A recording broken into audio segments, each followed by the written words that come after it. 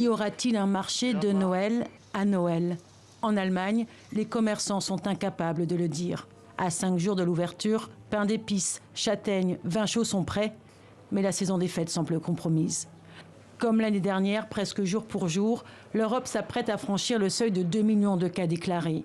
En 6 jours, début novembre, le vieux continent a regroupé plus de 60% des nouvelles infections mondiales et 55% des décès liés à la pandémie. C'est donc la fin du répit printanier. En Europe de l'Est, les pays sont très affectés. Au nord, seule la Suède s'en sort bien. Ailleurs, en Belgique, aux Pays-Bas, en Allemagne, en Irlande, l'épidémie repart en flèche. Au cours de la semaine dernière, nous avons enregistré le deuxième taux le plus élevé d'admission à l'hôpital de toute l'année 2021.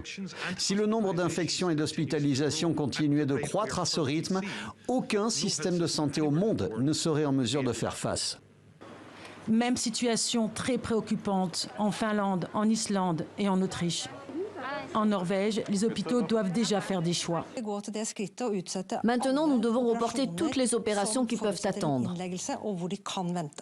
Côté sud, il y a des pays qui résistent, comme l'Italie, l'Espagne et la France. La météo clémente et le taux de vaccination ont dû jouer un rôle protecteur. On a probablement la capacité de faire face à cette 5e vague.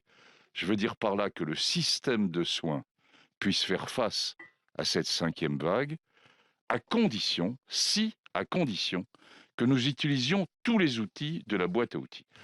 Dans la boîte à outils, la vaccination toujours, la 3e dose, les gestes barrières et le pass sanitaire.